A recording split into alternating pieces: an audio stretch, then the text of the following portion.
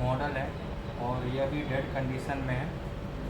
तो जो भी डेड कंडीशन पे फ़ोन आते हैं तो सबसे पहले हम क्या करते हैं, मल्टीमीटर को हाथ नहीं लगाएंगे, डीसी चार्जर और डीसी मशीन के सपोर्ट से देखें कि क्या क्या प्रॉब्लम हो सकती है। तो जैसे कि मैं यहाँ पे डीसी चार्जर पे लगा रहा हूँ तो 0.6 ले रहा है। तो 0.6 लेने का मतलब है कोई भी अगर 0.1, 0.2, 0.6 ले रहा है, वो भी चार्जिंग, वो भी बैटरी लगा के ले रहा है। देखो बैटरी निकालने के बाद 0 हो रहा है, बैटरी जैसे लगाया तो चार्जिंग लेने लगा, यानी कि इसका चार्जिंग का लाइन सही है। ठीक है, इसके बाद डीसी मशीन पे आ जाते हैं। जैसे मैं यहाँ पे पावर इंजेक्ट करता हूँ, देखो तो डीसी मशीन पे 0.2 का एम्पियर ले रहा है, यानी कि लो वोल्टेज ले रहा है। अब मैंने उसमें क्या लिखा था डीसी मशीन में कि 0.6, 5, 7, 10 अगर इस तरह की वोटिंग ले रहा तो सीपीयू की प्रॉब्लम हो सकती है और हो सकता है कि पावर की भी प्रॉब्लम हो। तो यहाँ पे अब मल्टीमीटर का सपोर्ट लेते हैं थोड़ा सा। तो मल्टीमीटर से थोड़ा सा चलते हैं, तो मल्टीमीटर के डायोडेंस पे लेंगे और सबसे पहले हम बैटरी कनेक्टर उससे चेक करने की ज़रूरत नहीं है, क्योंकि पहले ही हमें समझ में आ गया कि लाइन ओके है। चलो चेक कर लेते हैं, बैटरी कनेक्टर से स्टार्ट करते हैं। तो बैटरी कनेक्टर में एक साइड 300 से लेकर 500 रेडियन आना चाहिए, 400 आ रहा है, एक साइड 900 से ऊपर आना चाहिए, तो 2900 आ रहा है, यानी बी बैट का लाइन क्लियर है। इसके बाद बीपीएस की लाइन चेक करते हैं। तो बीपीएस की लाइन में वही 300 से 500 के बीच आनी चाहिए एक साइड। तो एक साइड 300 से लेकर 500 के बीच कितना भी आ रहा है, देखिए 399, और वायर चेंज करने पे 1300, यानी कि लाइन सही है। इसके बाद बीपीएस की लाइन चेक करने के बाद हम बक की लाइन चेक करेंगे। तो बक के लाइन में जो कैपेसिटर लगेगी, बक वोल्टेज के लाइन पे लगे होते हैं, अब वोल्टेज के लाइन में क्या लगा होता है, कैपेसिटर। तो ऑप्शन वही होता है चेक करने के लिए, क्योंकि वो बाहर की लाइन लगे होते हैं कैपेसिटर। तो यहाँ पे देखो बक में हम ये वायर नहीं जा सकती अंदर, तो बक के क्या बाहर लगे हैं, कैपेसिटर लगे हैं। तो यहाँ पे हम कैपेसिटर पर चेक करते हैं। तो कैपेसिटर एक साइड 0 दिखा रहा है, यानी ग्राउंड्स लगा है, और एक साइड 0 12 13 का, यानी 0 12 0 13 के रीडिंग में हम शॉर्टिंग मानेंगे। ठीक है, यानी 0 12 और 0 13 की लाइन शॉर्ट है। अगर ये 0.50 की रीडिंग लेता है, एक बार बक की अगर 0.50 की रीडिंग अगर होता तो एक बार हम उसको सही मानते हैं, पर ये 0.12 ले रहा है, यानी कि ये बक की लाइन शॉर्ट है। दूसरा अगर चेक कर तो दूसरे बक, तो दूसरे में 400 की रीडिंग आ रही है, सही है। तीसरे में 299 की रीडिंग आ रही है, ये भी सही है बक। यहाँ पे चेक करते हैं 300 की लाइन और 300 की रीडिंग आ रही है। इसके बाद यहाँ पे चेक करते हैं तो यहाँ पे 200 की रीडिंग आ रही है। अब ये बक जो लगा है ये पावर सेक्शन पे लगा है, यानी कि इनपुट और आउटपुट में, तो इनपुट की लाइन में पावर सेक्शन की लाइन है और आउटपुट की लाइन में ये पावर को सीपीयू की तरफ होगा या रैम की तरफ होगा।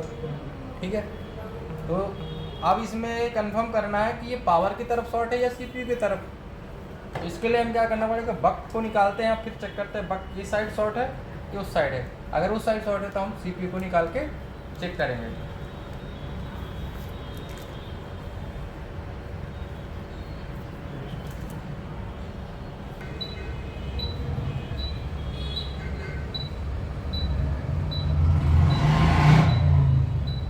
और इसमें देखो अगर बक की लाइन में शॉर्टिंग है तो वोल्टेज भी नहीं बनेगा, पावर ऐसी सेकेंडरी वोल्टेज नहीं बनाएगा।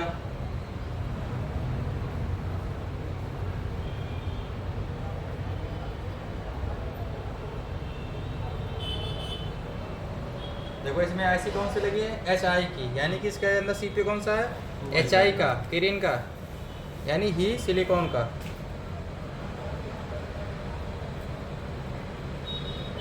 देखते हैं। ठीक है, बक को निकाल दिया और थोड़ा सा बोर्ड को कूल होने तो अब ये हमने निकाल दिया कॉइल को बाहर। अब यहाँ से क्या हो गया, लाइन डिस्कनेक्ट हो गई, यानी कि बी से लाइन क्या हो गई, तो डिस्कनेक्ट हो गई। पावर की तरफ, सीपीयू की सीपीयू की तरफ। अब देखेंगे कि सीपीयू की तरफ शॉर्ट है या पावर की तरफ शॉर्ट है। अगर पावर की तरफ शॉर्ट है तो पावर चेंज करेंगे, सीपीयू की तरफ शॉर्ट है तो सीपीयू निकाल के देखेंगे। अगर सीपीयू निकालने के बाद पावर ऐसी वोल्टेज बना रहा है तो ये सीपीयू का फॉल्ट है। ठीक है, तो देखते हैं शॉर्टिंग किधर है। जो 012 की रीडिंग ले रहा था डायोडेंस पे, तो यहाँ पे 012 आप चेक करते हैं, क्या दिखा रहा है इसमें? 05 05। ठीक है, और इधर 382। तो ये जो आईसी की रीडिंग है पावर वाली यानी 300 वाली रीडिंग सही है। अभी इधर ये 05 की रीडिंग दे रहा है। ये लाइन क्या है? शॉर्ट है। तो अभी इसमें हम शॉर्ट के लिए नहीं लगाएंगे। हम इस बार क्या करेंगे, सीपीयू को बाहर निकालेंगे। तो सीपीयू को बाहर निकालने के लिए हमें कटिंग करना पड़ेगा। वीडियो रोक, ये पेस्ट को काटेंगे।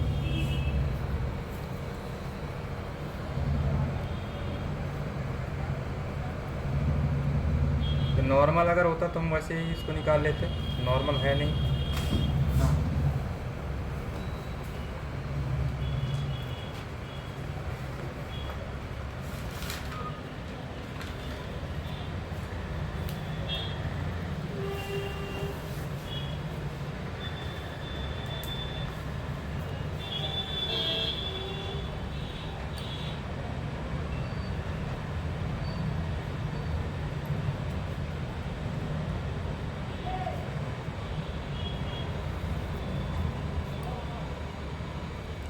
तो देखो इसमें मैंने बताया था कि डीसी चार्जर में इतना एम्पियर ले रहा तो क्या क्या सही है, डीसी मशीन में कितना एम्पियर ले रहा तो क्या क्या ख़राब है, क्या क्या सही है।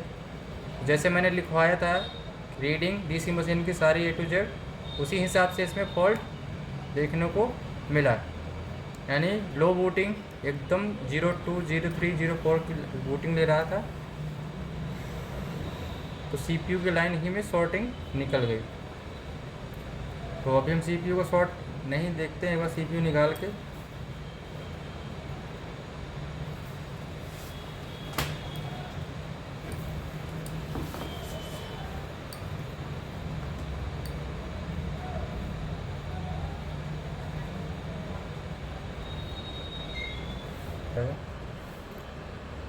और यहाँ पे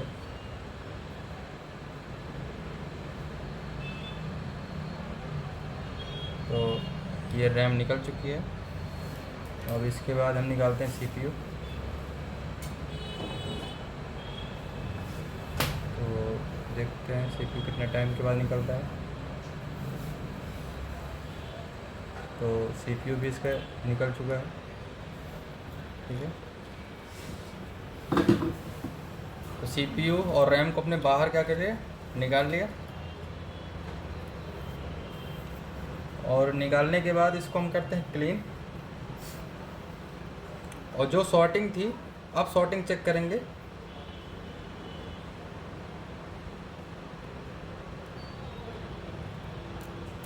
अगर देखो अभी भी उसमें शॉर्टिंग है तो हमने इसमें एक मिस्टेक कर दिया। फिर क्या मिस्टेक कर दिया, अगर अभी भी शॉर्टिंग है तो हमने इसको गलत निकाल दिया। ठीक है, हमें क्या चेक करना चाहिए, उसके आगे का कैपेसिटर चेक करना चाहिए। हो सकता है कैपेसिटर शॉर्ट हो। ठीक है, चलो देखते हैं गलती किया या सही किया।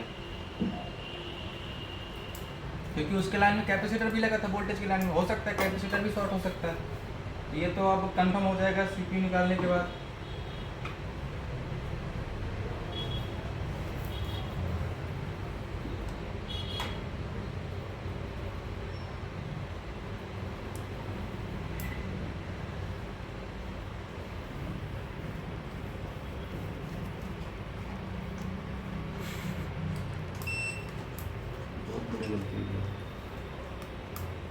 तो इसको हम करते हैं क्लीन पहले, क्योंकि अब इसमें एक दूसरे में पॉइंट शॉर्ट हो चुके हैं।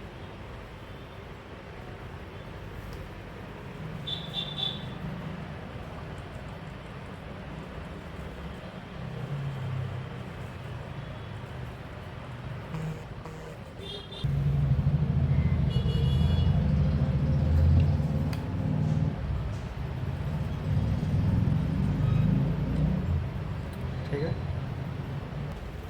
374 यानी कि रीडिंग सही है। सही है। अब कितनी आ रही है? 377। यानी कि अब इसमें शॉर्टिंग नहीं है, ठीक है, जो शॉर्टिंग थी। तो अब इसमें क्या करते हैं, हम लगाते हैं बक कॉइल लगाएंगे, और कॉइल लगाने के बाद फिर हम चेक करते हैं पावर एसी की वोल्टेज। अगर power AC output voltage secondary voltage बना रहा है, पावर सही है।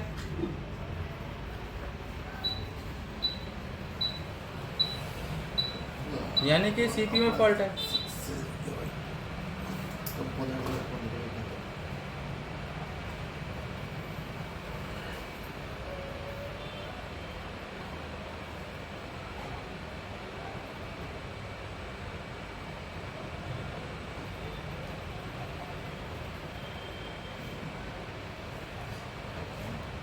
कितना होता है ये?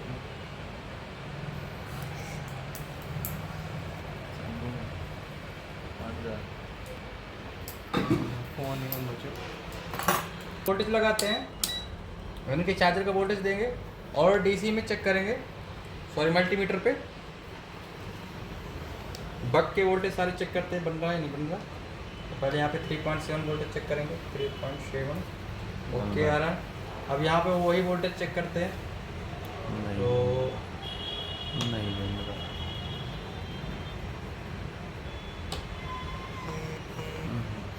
नहीं बन रहा। तो यहाँ पे नहीं बन रहा, इधर वाले चेक करते हैं, इधर बन ये रहा बन रहा है, ठीक है, इधर चेक करते हैं, ये भी बन रहा है, और ये भी बन रहा ये भी बन रहा है, और है। ये नहीं बन रहा।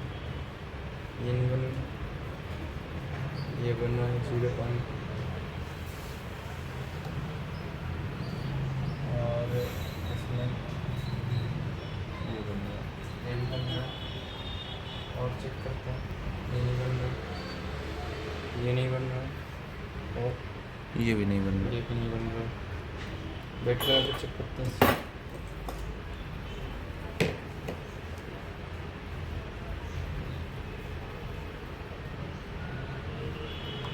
नहीं बन रहा। नहीं बन रहा, नहीं बन रहा, यानी कि अभी इसमें सारे वोल्टेज नहीं बन रहा।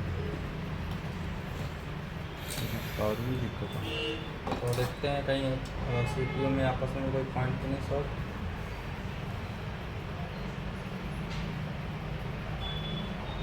सीपीयू में तो कोई शॉर्टिंग है नहीं।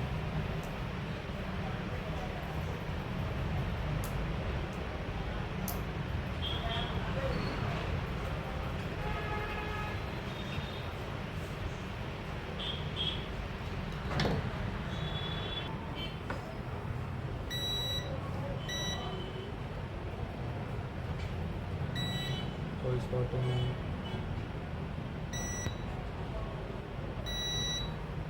कोई शॉर्टिंग नहीं,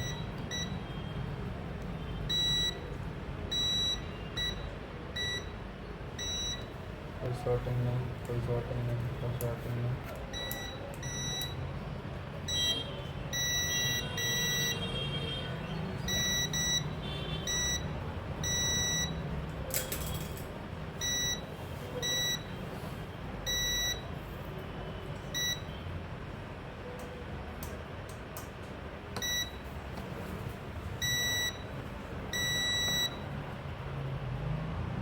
कोई शॉर्टिंग नहीं, इसमें शॉर्टिंग नहीं है।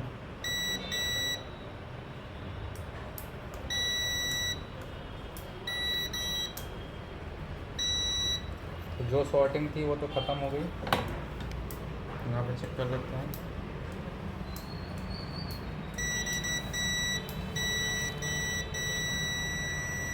तो यहाँ पे अगर देखेंगे तो यहाँ पे देखो शॉर्टिंग दिखा रहा है, ये देखो, ये यहाँ पे सीपीयू के पास दोनों साइड शॉर्टिंग दिखा रहा है।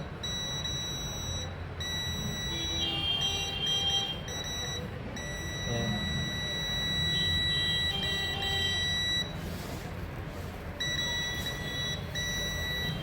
ठीक है।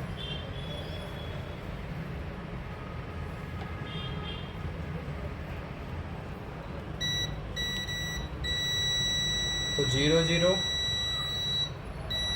और इधर भी 0 0, मतलब ये यहाँ पे दिखा रहा है फुल शॉर्ट। ठीक है, अब ये CPU की लाइन है और खासियत होती है कि सेकेंडरी लाइन में कोई भी शॉर्टिंग होती है तो पावर ऐसी वोल्टेज नहीं बनाता। तो हम थोड़ा सा CPU को क्लीन कर लेते हैं, CPU की लाइन को। हो सकता है आपस में कोई लाइन फॉल्ट हो।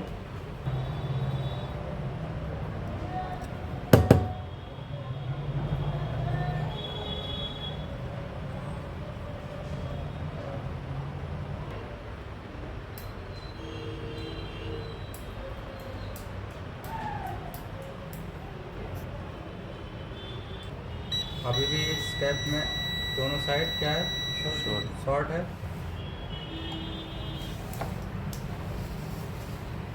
और चेक करते हैं,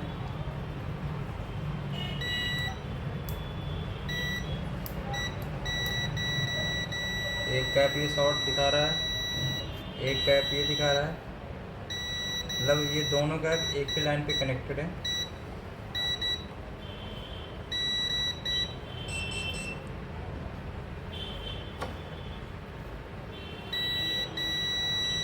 ये भी शॉर्ट है, ये भी है और ये भी दिखा रहा है। और चेक करते हैं,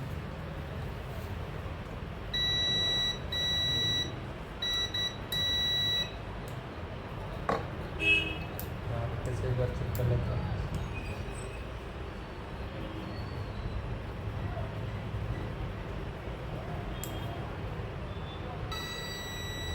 ठीक है,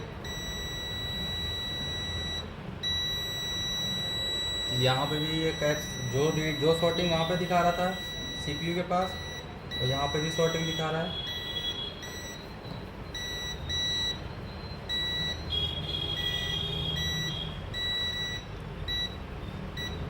अब इसमें क्या करते हैं, हम लगाते हैं रोजीन और लगाते हैं शॉर्ट किलर।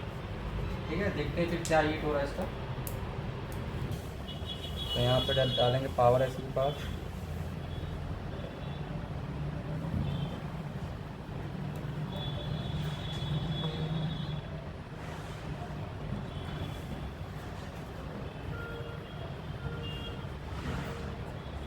और इसके बाद यहाँ IC के पास डालते हैं।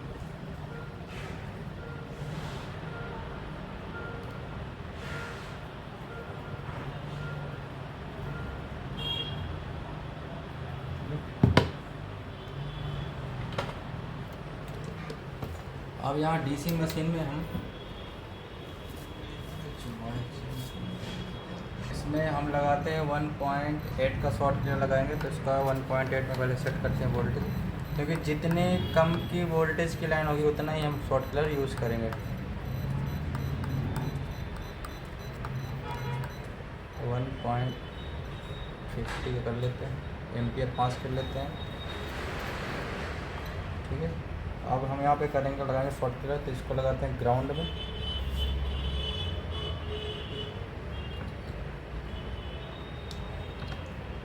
ग्राउंड में लगाने के बाद सर्जिकल ब्लेड आता तो हम प्लस के साइड, इधर इसका प्लस होगा शायद, तो यहाँ पे मैं लगा के देखता हूँ। तो देखते हैं क्या हीट हो रहा है।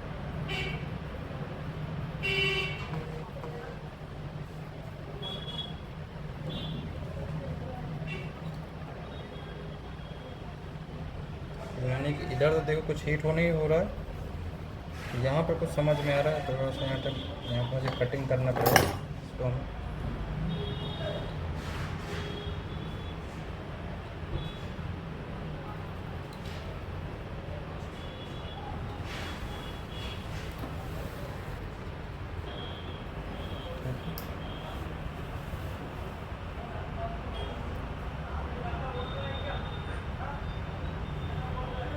रोजीन डाल के देखते हैं,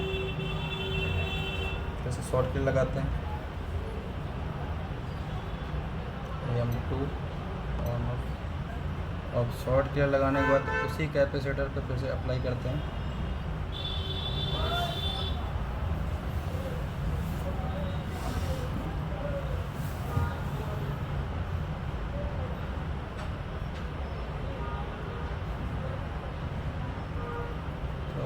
पे तो कुछ हो नहीं रहा है।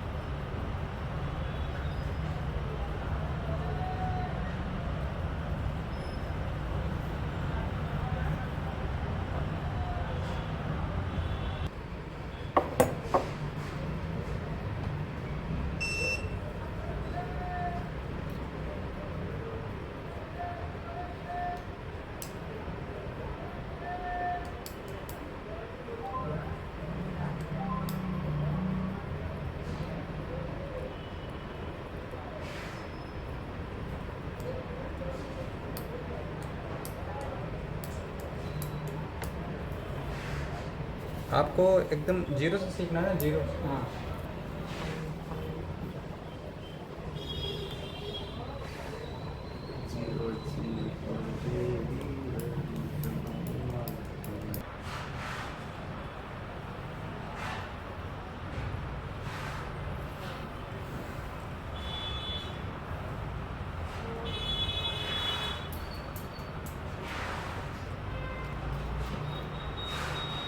इसको थोड़ा सा और क्लीन कर लेते हैं, हो सकता है इसकी वजह से शॉर्टिंग हो बोर्ड में, अगर कुछ हरकत समझ में आती है तो।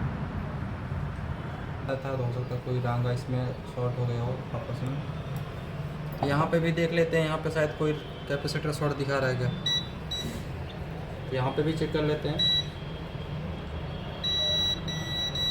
तो देख सकते हैं यहाँ पे भी ये कैपेसिटर शॉर्ट दिखा रहा है, मतलब ये लाइन काफ़ी जगह पे जा रही है।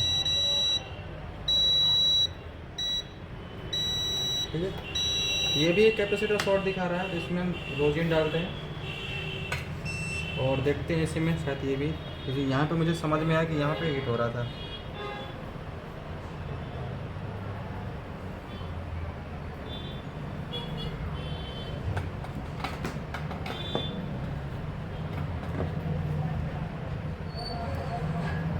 देखो, जब तक फॉल्ट समझ में ना आ जाए, फॉल्ट को क्लियर ना कर लो, तब तक उसके पीछे पड़े रहो फ़ोन के।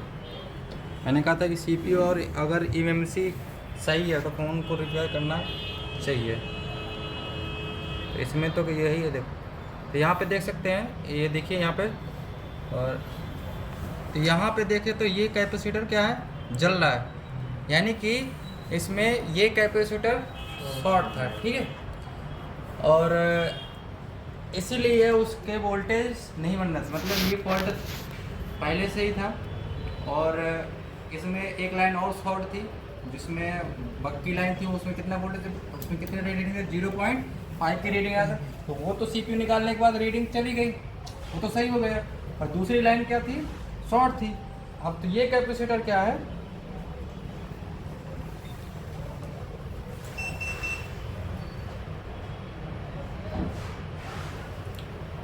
ठीक है, तो इसमें मैंने फॉल्ट यहाँ पे मिल गया है। अब देखते हैं इसको निकाल के, जो भी इसको डीप करते हैं इसका भी, अब इसकी ज़रूरत नहीं है। यहाँ पे देखते हैं कौन सा कैपेसिटर डीप करा, तो उसी को हम तोड़ के इसको बाहर निकाल देंगे। ये कैपेसिटर था, तो इसको मैं बाहर निकालता हूँ।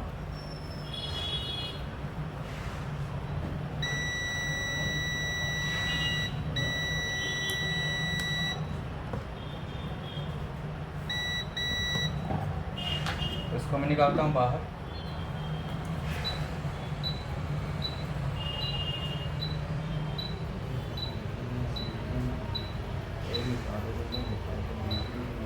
अब देखो, इसे क्या आपको सीख मिला, मतलब एक लाइन में कई सारे कैपेसिटर लगे हो सकते हैं, मानी एक कैपेसिटर खराब हो जाने से वो सारे लाइन के कैपेसिटर क्या दिखा रहे थे, शॉर्ट दिखा रहे थे। खराब कौन सा था, यहाँ का।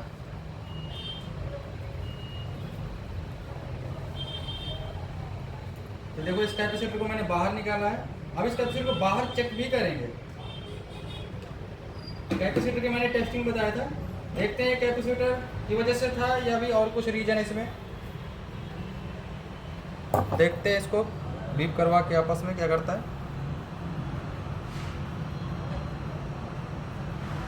ये तो कैपेसिटर वैसे भी कट खराब हो चुका है।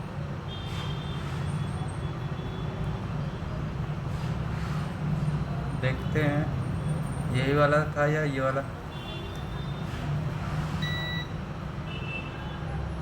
तो देख सकते हैं इसकी शॉर्टिंग निकल चुकी है। और जिस कैपेसिटर पे यहाँ पे शॉर्टिंग दिखा रहा था वो भी नहीं दिख। वो भी शॉर्टिंग यहाँ पे निकल, देखो आप यहाँ पे रीडिंग दे रहा है 500 समथिंग रीडिंग दे रहा है, यानी कि ये शॉर्टिंग क्लियर हो चुकी है। ठीक है, अब जो हमारा नमस्कार दोस्तों, मेरा नाम अतुल है, तेजस मोबाइल इंस्टीट्यूट से जयपुर रायसर प्लाजा। और अभी हमारे इंस्टीट्यूट की ओपनिंग हुई है 10 से 15 दिन हो गए। और ये मेरा हॉनर 8X का पार्ट 2 है, मतलब पार्ट 2 वीडियो जो मैं बना रहा हूँ, पार्ट 2 बना रहा हूँ, जिसमें पार्ट 1 में आपको देखने को मिलेगा कि फ़ोन किस कंडीशन में आया था, क्या क्या हमने चेक किया, कहाँ से शॉर्टिंग था, क्या क्या हमने जैसे जैसे ट्रेस किया, कहाँ पे शॉर्टिंग निकला कहाँ पे नहीं निकला। उस टाइम पे टाइम ना होने के कारण मैंने उसको वहीं पे रोक दिया था। मैंने सोचा बाद में करता हूँ फ्री होके। तो इस फ़ोन को मैंने फाइनली रिपेयर करके ऑन भी कर लिया है। और ऑन करने के बाद इस फ़ोन को आप देख सकते हैं कि ये फ़ोन ऑन हो चुका है। और ये देखिए, ये फ़ोन ऑन हो चुका है। इसके अंदर CPU मतलब डुअल डेकर CPU था, यानी कि CPU के ऊपर रैम लगा था, नीचे CPU लगा हुआ था। और बाकी फ़ॉल्ट तो आपको पहले ही देखने को मिल जाएगा मेरे वीडियो में, यूट्यूब में भी मिल जाएगा, और हो सकता है तो मैं फिर फेसबुक पे डाल दूँगा। मैं वीडियो में कोई कटिंग नहीं करता, जो भी होता है सही गलत जो भी होता है मैं सारा कुछ इसमें डाल देता हूँ। मैं कटिंग वटिंग नहीं करता, क्योंकि ज़्यादातर मैं वीडियो डालता भी नहीं यूट्यूब पे, क्योंकि टाइम ही नहीं मिलता वीडियो बनाने के लिए। तो वीडियो मेरा उन बंदों के लिए है जो काम सीखना चाहते हैं और सोच रहे हैं कि हम कहाँ पे काम सीखें। तो अगर मैं नहीं कह रहा कि मैं बहुत अच्छा हूँ काम के मामले में, बहुत अपने आप को ये समझता हूँ, ऐसा कुछ नहीं है। आपके जैसे मैं भी काम करता हूँ, बट हाँ इतनी मेरे अंदर नॉलेज है कि मैं अगले बंदे को इतना काम सिखा सकता हूँ कि वो IC लेवल पे काम कर सकता है। यानी कि black pasted white pasted test CPU 4G का हो चाहे 5G का हो, और network section, light section, graphic section, date, fault finding, MMC change करना, और जो भी छोटे मोटे फॉल्ट आते हैं यहाँ तक वो आसानी से कर सकता है मेरे सिखाने के बाद। और मैं नहीं कहता कि मैं नंबर 1 ये है वो है, ऐसा कुछ नहीं है। मेरे अंदर जो एक्सपीरियंस है वो खुद का एक एक्सपीरियंस है, 8 से 10 साल का एक्सपीरियंस खुद का है। अभी फ़िलहाल मैंने इंस्टीट्यूट को ज्वाइन किया, इंस्टीट्यूट स्टार्ट किया है, 1 से 1.5 साल हो गए। मेरे पास जो नॉलेज है वो मेरा खुद का बनाया हुआ, खुद का जो मैं थ्योरिकल है वो मेरी खुद की बनाई हुई है, जो कि मैंने जैसे मैं DC की रीडिंग क्या है, जैसे मेरे पास कोई फ़ोन आता है डेट, मैं उसकी DC की रीडिंग समझ के जब रिपेयर हो जाता है तो उसी DC रीडिंग को मैं नोट कर लेता हूँ कि ये फ़ोन इस कंडीशन पे आया था मेरे पास, और DC में ये रीडिंग ले रहा था, चार्जिंग में ये रीडिंग ले रहा था। इससे से मुझे काम करने में थोड़ा सा अगले फ़ोन में आसानी होती है कि आसानी से वो फ़ोन मैं रिपेयर कर सकता हूँ स्टेप बाय स्टेप। तो जो मैंने इसमें स्टार्टिंग में ये फ़ोन आया था तो डेड आया था, और DC की रीडिंग मैंने जैसे दिखाया था कि 02 03 की रीडिंग ले रहा था, तो मैंने पहले ही बोल दिया था कि इसमें ज़रूर न ज़रूर CPU के आसपास से ही फॉल्ट है। तो एक बक के लाइन में और जो रीडिंग आ रही थी 012 की, और बक की लाइन में 012 की रीडिंग नहीं आना चाहिए, कम से कम 050 की रीडिंग डायोड रेंज पे आना चाहिए। 012, 018, 025 इस तरह की रीडिंग में उसको शॉर्ट या हाफ शॉर्ट माना जाता है। तो उसके बाद जब मुझे कंफर्म हुआ कि इसमें बक की लाइन में शॉर्ट है, तो मैंने बक कॉइल को बाहर निकाल के चेक किया कि इसके इनपुट साइड शॉर्ट है या आउटपुट से, यानी इनपुट पावर सेक्शन की तरफ शॉर्ट है या CPU की तरफ शॉर्ट है। तो उसमें मैंने देखा कि इनपुट लाइन सही है, यानी कि जो पावर की लाइन सही है, और CPU की तरफ शॉर्ट था। तो मैंने क्या किया, डायरेक्टली CPU निकाल दिया।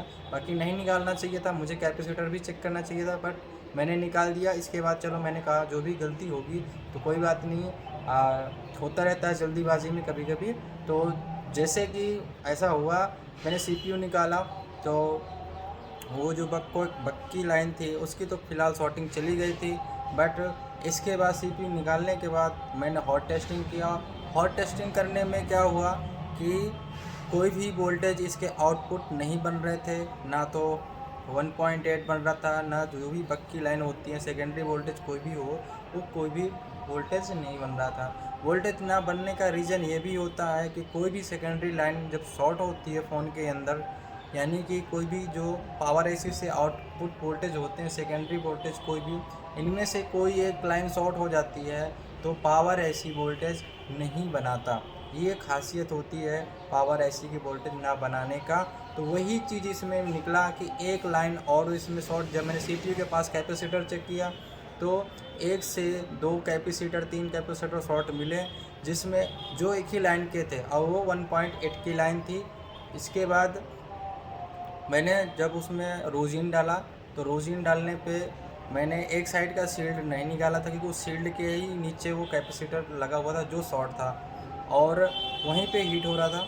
जितने जहाँ जहाँ पे मैंने रोजीन अप्लाई किया था वहाँ पे कोई मतलब कुछ भी समझ में नहीं आ रहा था कि ये यहाँ पे शॉर्टिंग है। इसके बाद जब मैंने उस शील्ड को काटा, फिर इसके ऊपर रोजीन अप्लाई किया, तब जाके वहाँ पे पता चला कि ये कैपेसिटर इस लाइन का शॉर्ट है। जब जैसी शॉर्टिंग क्लियर किया, सारा कुछ इसमें ओके हो गया। ये थोड़ा सा वीडियो मेरा हो सकता है बड़ा हो जाए, मतलब कि दोनों वीडियो प्लस कर दूंगा, देख लेना। बाकी सारा कुछ उसमें मैंने किया, जो भी है सही गलत आपके सामने ही देखने के लिए। अगर थोड़ा सा कुछ आपका बेनिफिट हो तो आप यूज़ कर सकते हैं मेरे वीडियो का देखकर, आप फ़ोन रिपेयर कर सकते हैं अगर इस कंडीशन पे फ़ोन आता है। ज़रूरी नहीं कि आपके पास हॉनर का ही है। देखो, हम कोई भी हार्डवेयर का काम करते हैं या हार्डवेयर का फ़ोन रिपेयर करते हैं तो उस कंडीशन पे हम ये नहीं देखते हैं कि ये हॉनर का मॉडल है या वीवो का मॉडल है। हम उसके चिपसेट पे, यानी कि उसके जैसे बूट सीक्वेंस होता है, आपका डीसी मशीन का क्या रीडिंग है, चार्जिंग का क्या रीडिंग है, इसके तात्पर्य मल्टीमीटर के तात्पर्य हम काम करते हैं, वोल्टेज के तात्पर्य काम करते हैं और कूल टेस्टिंग के तात्पर्य काम करते हैं। तो इसके हिसाब से काम करना है, यहाँ की हमें कंपनी के हिसाब से हार्डवेयर पे काम नहीं करना। आपको ट्रेसिंग अच्छी आती हो, सब कुछ अच्छा हो आता हो तो आपके शॉप से ज़रूर वो फ़ोन रिपेयर होके जाएगा। मैं ये नहीं कहता कि सारे फ़ोन रिपेयर ही होते हैं, सारे फ़ोन नहीं रिपेयर होते। ऑल इंडिया में कोई भी इंस्टीट्यूट हो, वो अगर बोल दे कि सारे फ़ोन रिपेयर होते हैं तो दावे के साथ मैं बोल सकता हूँ ऐसा कहीं भी नहीं होता। जो भाई समझदार होते हैं, जो इंस्टीट्यूट वाले समझदार हैं, वो खुल्लम खुल्ला बोलते हैं कि सारे फ़ोन रिपेयर नहीं होते तो नहीं होते। अगर सीपीयू ख़राब है तो रिपेयर नहीं होता, सीपीयू चेंज ही करना पड़ता है। सीपीयू चेंज करने का प्रोसेस है तो चेंज कर सकते हो। अगर सेम सीपीयू सेम अगर दोनों का जोड़ा है सीपीयू एमएमसी का तो डाल के सेट को ऑन कर सकते हो, नहीं तो नहीं कर सकते। जिसका ऑप्शन है सीपीयू चेंज करने का कर लो, जिसका ऑप्शन नहीं है तो नहीं होता, जिसका एमएमसी है तो हो जाता, नहीं होता तो नहीं होता। बस ये वीडियो मेरा इतना, थोड़ा सा वीडियो लंबा हो जाएगा तो आप देख लेना, कोई दिक्कत नहीं। और जिस भाई को अगर मोबाइल रिपेयरिंग का काम सीखना हो